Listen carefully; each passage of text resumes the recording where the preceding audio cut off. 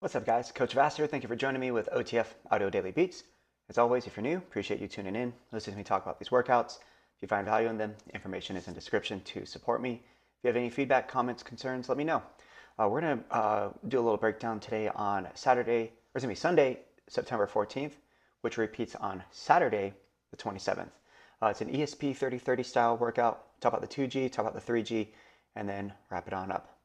So for key concepts today on the treads, we're going to see 3 blocks. We're going to start with endurance, drop your speed to add incline for strength, and then finish with powerful all-outs. On the rower, it's all about power today. Your all-out efforts build in duration, then they come back down. On the floor, each block is an anchor circuit. Core exercises are your anchor, meaning you'll repeat it after each loaded movement. Block 1 is high reps for endurance. Block 2, heavy weights for strength. You need benches out, and of course they're using dumbbells today.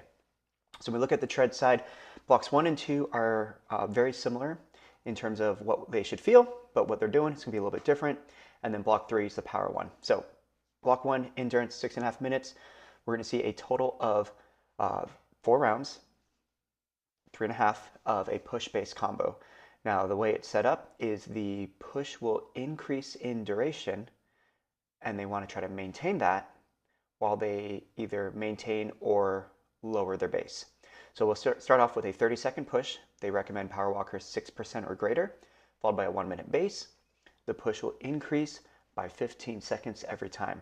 So they finish at a 75-second push, then they hit a walk recovery. So they're not going to finish with an all-out, something that is normal, but every once in a while they do throw this in there. So to forecast this, one thing to bring attention to is that they are going to end with a 75-second push. So what can they use now that they could do later? Or as a challenge, start aggressive and try to stay aggressive, which means, of course, heart rate response is going to be very different depending on what they do. Like I said, power walkers 6% or greater, joggers and runners.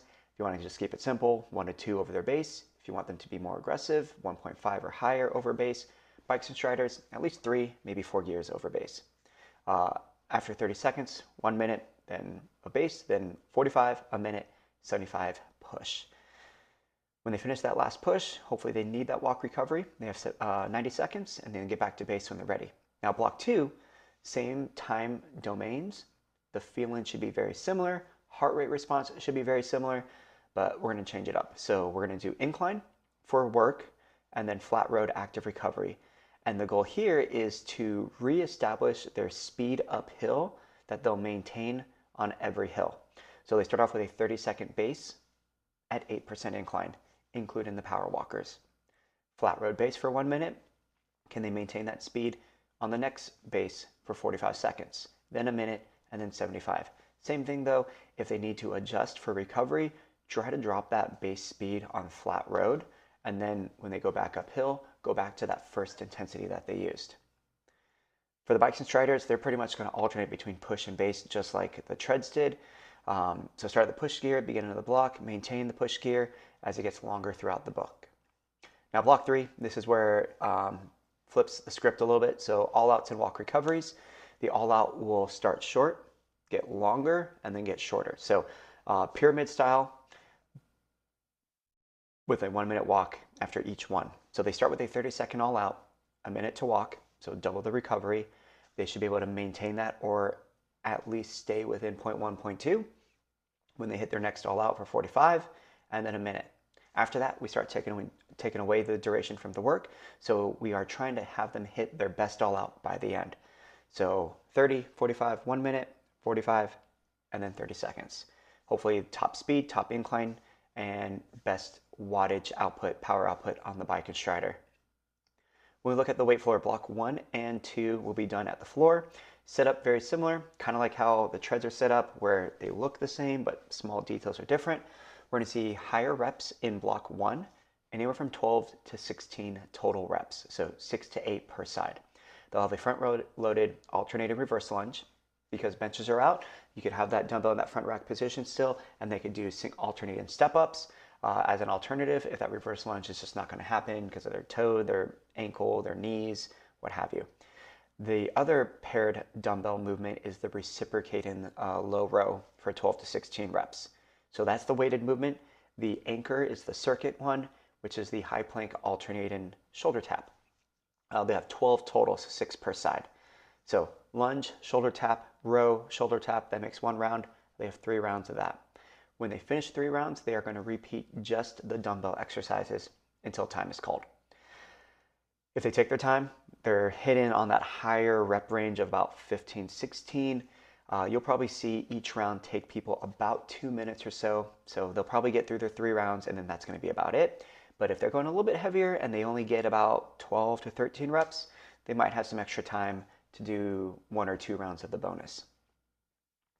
Block 2, now we're going heavier, 6 to 10 reps. They're going to have dumbbell deadlifts and the bench chest press. Majority of people could obviously deadlift way more than they could bench press, so they're probably going to have 2 sets of weights with them. So if possible, get people of similar strength nearby, because while one is deadlifting, the other one could do a chest press, and then they could flip, and that's going to be paired up with the bodyweight crunch hold flutter kick, and they'll do that for 10 total reps. So every switch is 1, 10 total. They'll have 3 rounds just like before. Obviously, with this circuit style, perfect world, they don't take any rest, but if they're lifted heavy, they're probably going to rest after each movement. So they're more likely to get through only 2 rounds, maybe get through their 3rd round if they are lifting heavy enough and they need to take that break. After that, they're done with the floor. They're going to finish up on the treadmills, and they are matching up with the treads on the rower. So 1 minute all-out row, 1 minute recovery row. The intention here is pretty much nonstop movement because they are trying to row during the recovery. We want them to either focus on split time or on watts. Okay. As the efforts get longer, their split time may go up as they lose power. Their wattage may drop because they're losing power, and that's okay. Just try to stay strong. But then as the durations get shorter, whatever they lost, can they bring it back? Okay. So for this one, definitely paying attention to the intensity, the feeling, more so than distance.